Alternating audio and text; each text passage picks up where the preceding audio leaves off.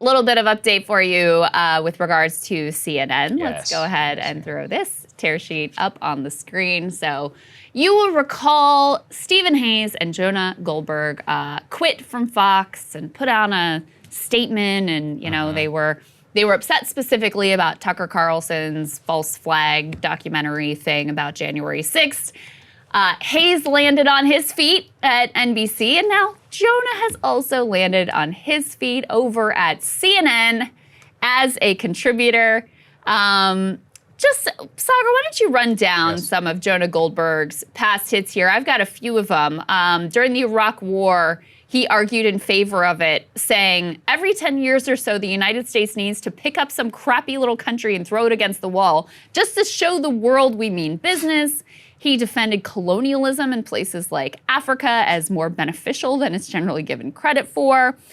He admitted after the fact that invading Iraq was a mistake, but he claimed it was a noble mistake. That's so right. No harm, no foul, I guess, Jonah. My personal favorite was in 2005. I predict Iraq won't have a civil war. It will be a viable constitution. A majority of Iraqis and Americans will in 2 years' time agree that this war was worth it. That's the kind of analysis they pay for over at CNN. That's what the people expect and demand, Saagar. Here's my thing with Jonah Goldberg. Goldberg is an absolute egomaniac who sees himself as the arbiter of American conservatism. I have long since accepted that my views and my general orientation are not in line with the National Republican movement.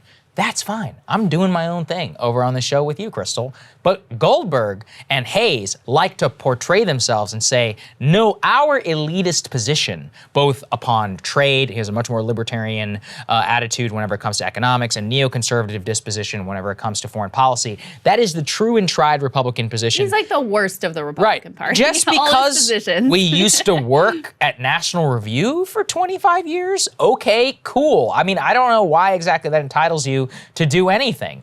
And the worst part of this is he parlays his past credibility as a quote-unquote Republican to then tell elite liberals what the real Republican Party should look like, more warmongering and more shipping jobs overseas, and then covers his ass by saying, oh, and also Trump is just so awful. And that's how he made his entire new career under the Trump years. That, I try to say, is the best summation of why he's such an annoying and odious individual. But what's amazing is that from the way the elite media just worships the ground that these guys walk on. Goldberg and Hayes have co-founded a media organization called The Dispatch, does quite well on Substack. I don't know who these people are, but some people like them.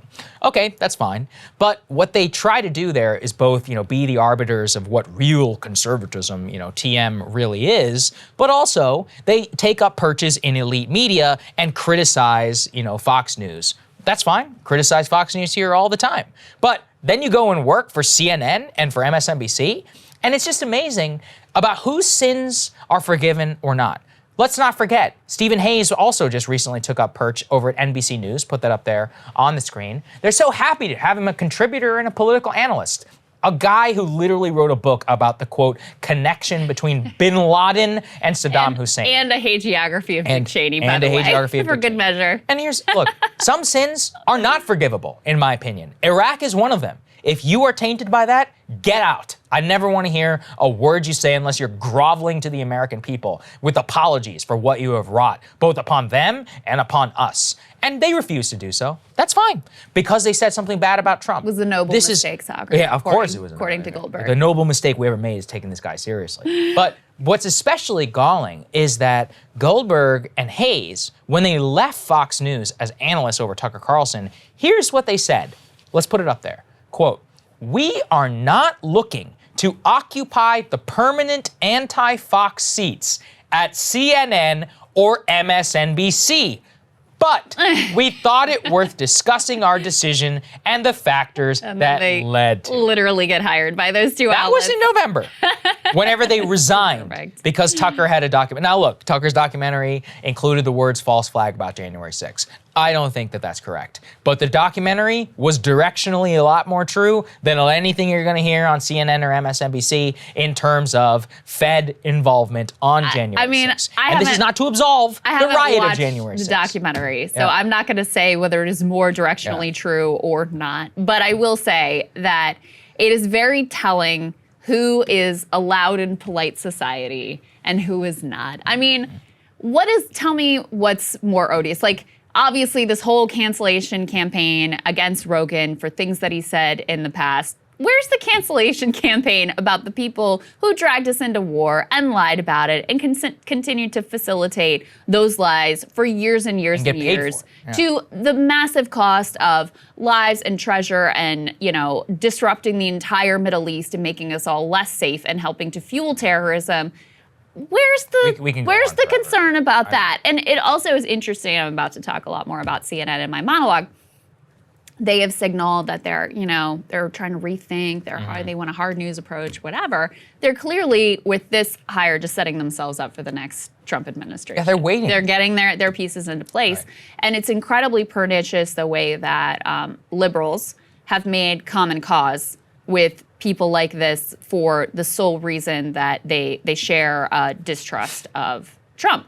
And you can see the results of that, in the way that the Biden administration has played out, both in terms of foreign policy, but I think more importantly in terms of economic policy, where people like this are now part of the coalition. So when you ever try to do anything transformative, you've got dudes like this who have been put in positions of trust with the liberal base who are saying, oh, we can't do that too far. Afghanistan, the deficit, the debt, yeah. inflation, et cetera, et cetera. Yeah. There you go. It's a real pernicious force for the whole country.